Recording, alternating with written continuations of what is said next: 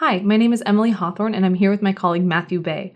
We're analysts at Stratfor, and we are presenting a series preview on a series coming out next week on trade blocs.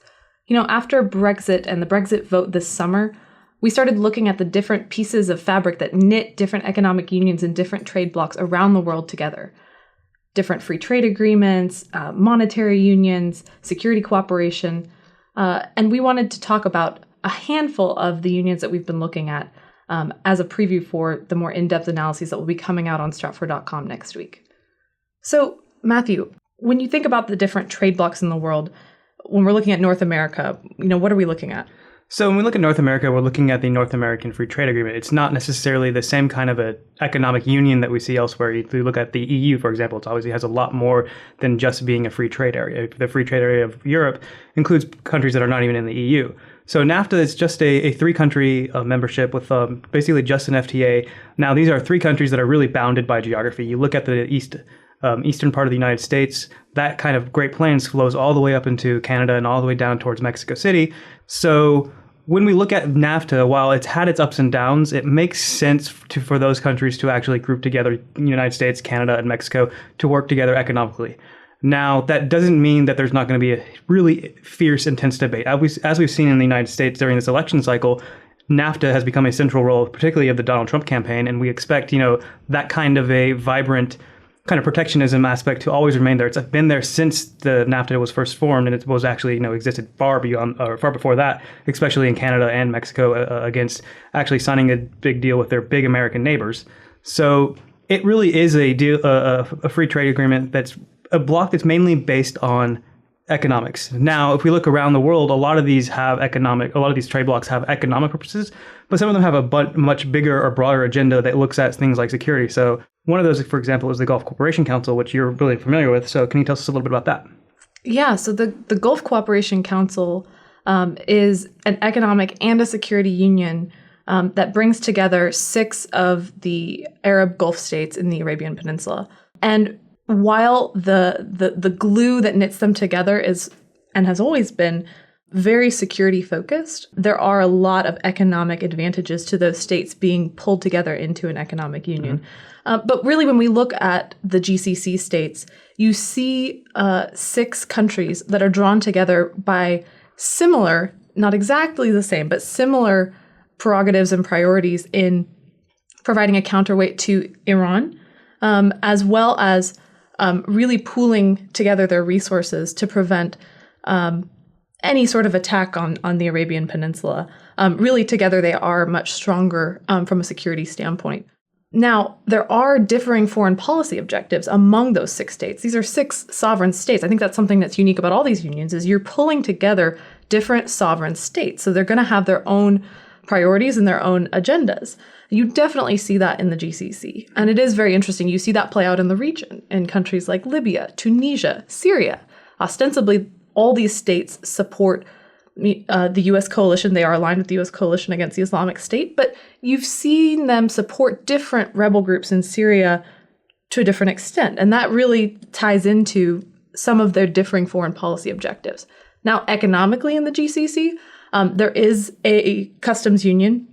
It's taken a long time to come to fruition, but it is there as of 2015.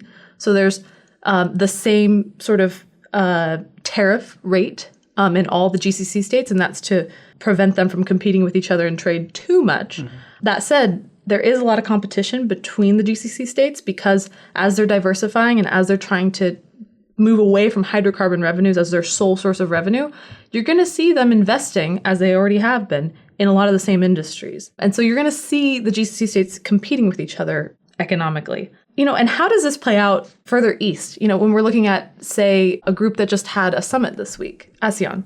Right. So Southeast Asia is an interesting area if you just think about it. You look at the map, you look towards the east, you see 2 pretty giant economies, 2 pretty giant influential partners that they trade with, but are also rising military powers in their own right. That would be obviously Japan and China. But you look towards the west and you see another big rising kind of strong, big economy that's India. And then at the same time, you have the United States, who is very active in the region, trying to balance all these guys against one another. So if you look at Southeast Asia and ASEAN in particular, you basically are looking at a fulcrum in between India, the Indian Ocean basin, and the Northern Pacific Ocean / East Asia kind of region. So because of that, it's a place that's strategically located. You look back through history, it's always been a strategically location, especially like the Strait of Malacca, for example, all of these straits that connect these kind of bodies of water. So that means that it's naturally going to be having other countries, external powers, kind of, try to impose their will upon these different actors. Because there's an incredible amount of international trade that passes by these countries. I mean, this goes back centuries. It's obviously not a new development that there's a lot of foreign involvement in this region. So for ASEAN in particular, that drives them together to at least, recognize that they need to be some sort of a block as a way to kind of band together against intervention. So when ASEAN was first formed, a lot of it was about the agreement not to interfere with each other's internal domestic affairs, because that was something that they were just, used to from other foreign powers.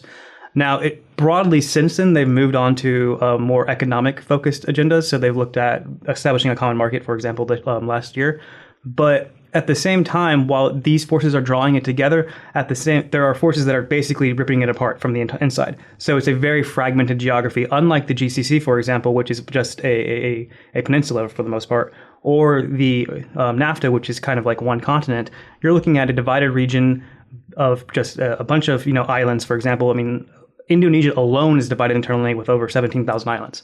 So this is a region that naturally doesn't have a lot of connectivity between all of it, which means that it has these divisions that always seem to sprout up. So while ASEAN moving forward is definitely going to work together on issues like economy or issues even like security related, especially against China's rising influence in the South China Sea, for example, there are still the deep divisions that external powers will exploit. So for example, the way it is right now is that ASEAN has a mechanism that basically allows for consensus. The consensus view is what drives any kind of decision. So, but they have to have everybody basically make a decision to vote yes for whatever they're going to do. So it's a unique trade bloc in the sense that it has its reasons for being formed, but at the same time, it has very huge divisions between different members of it.